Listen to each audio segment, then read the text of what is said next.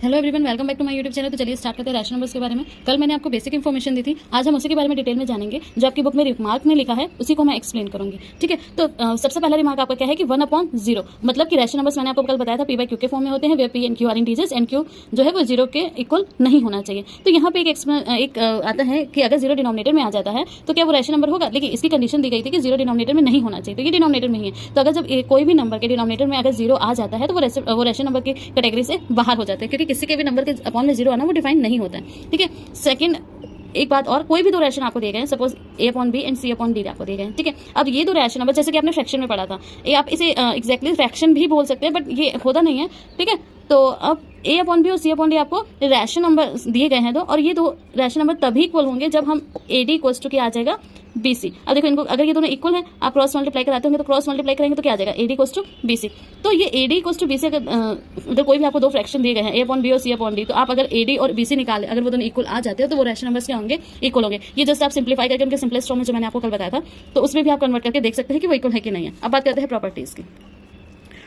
Properties कौन सी, जो arithmetical operations होते हैं प्लस, ये मैथमेटिकल वो होते हैं, अर्थमेटिकल ऑपरेशंस होते हैं plus minus into and divide. अब देखते हैं कि रैशनल नंबर्स इनको सेटिस्फाइड करते हैं कि नहीं। देखिए ये सब जो है बेसिक पॉइंट्स होते हैं जो आपको पता होने चाहिए, आगे आप कंपटीशन की तैयारी करेंगे तो ये सब बेसिक नॉलेज आपको होना बहुत जरूरी है। तो अब चलिए स्टार्ट करते हैं। मान लीजिए A और B जो है, अगर आपके कोई भी दो रैशनल नंबर्स दिए गए हैं, अब रैशनल नंबर दिए गए हैं तो अगर आप उनका सम निकालते हैं A प्लस B, तो क्या A प्लस B एक रैशनल नंबर आएगा? यस। अगर आप कोई भी दो लेते हैं रैशनल नंबर्स लेते हैं, अगर हम आप इनको समअप करोगे तो इसका एल्सियम कितना हो जाएगा, 4 2 2 4 प्लस, और यहाँ पे आ जाएगा 3, तो 5/3। This is also in the form of P by Q, where Q is not equal to 0 and P and Q are the integers. तो ये क्या हो जाएगा, ये इसका मतलब ये है कि अगर कोई भी दो रैशनल को अगर आप ऐड करते हो तो उसका रिजल्ट भी क्या आएगा, एक रैशनल नंबर ही आएगा, ठीक है। ऐसे ही आप माइनस के बारे में चेक करते हैं, A माइनस भी आपको दिया गया, ठीक। अगर आप A माइनस भी निकालते हो, कोई भी दो रैशनल को अगर आप सब्सट्रैक्ट करते हो, रिजल्ट क्या आएगा, ज्यादा से ज्यादा क्या हो सकता है, नेगेटिव हो सकता है, तो नेगेटिव भी इंटीजर्स की कैटेगरी में आते हैं। तो नेगेटिव के लिए भी क्या होता है, जो रिजल्ट आएगा वो एक क्या आ जाएगा, रैशनल नंबर ही आएगा।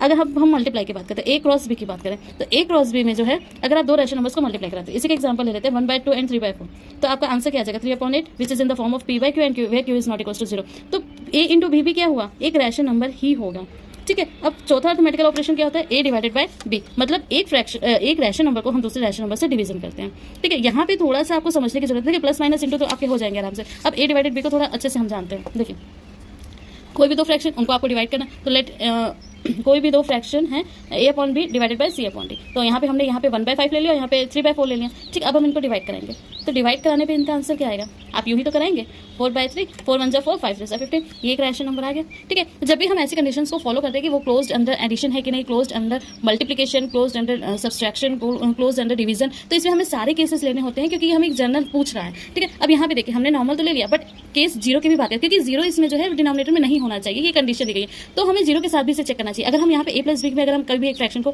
0.1 लेते तभी हमारे रिजल्ट फ्रैक्शन नहीं आता, अगर सब्सट्रैक्शन में भी 0.1 माइनस करते तब भी फ्रैक्शन आता। डिवीजन में अगर मल्टीप्लिकेशन में बात करें तो डिनोमिनेटर में तो होना ही नहीं चाहिए, मल्टीप्लिकेशन में ऊपर हो सकता है, तो 0.2 इंटू 3/4 करेंगे तभी 0 अपॉन समथिंग नंबर आएगा ही आएगा, तो जिससे ये क्या हो जाएगा, ये भी हो जाएगा। बट हम डिवीजन में बात करते हैं, ये मैंने आपको इसलिए बता दिया, पहले बताना भूल गई थी कि जो सारे केसेस होते हैं वो हमें चेक करने होते हैं, ठीक है। तो एक बार मैंने ये चेक करके बता दिया। अब डिवीजन में देखिए, चेक करिए। अब मान लीजिए यहाँ पे 0/5 है एक रैशनल नंबर, और सेकंड रैशनल नंबर आपका क्या है 0.4 है, ठीक है। क्योंकि अब देखिए, अब इसको हम सॉल्व करेंगे तो क्या हो जाएगा 0.5 इंटू 4/0, ठीक है। अब इसे अगर हम करेंगे तो क्या हो जाएगा 0.0, जो कि एग्जिस्ट ही नहीं करता है, ये फॉर्म गलत है। तो इस केस में क्या हो जाएगा, अब आपके उसमें भी बुक में भी लिखा हुआ है कि 0 के केस को छोड़ के बाकी सब में ये रैशनल नंबर हमें मिलेंगे, but in case of 0 we don't get a rational number, हमें एक रैशनल नंबर नहीं मिलेगा, ठीक है। होप आपको ये इन्फॉर्मेशन अच्छी लगी होगी, लाइक शेयर और सब्सक्राइब जरूर करेगा। Thank you so much.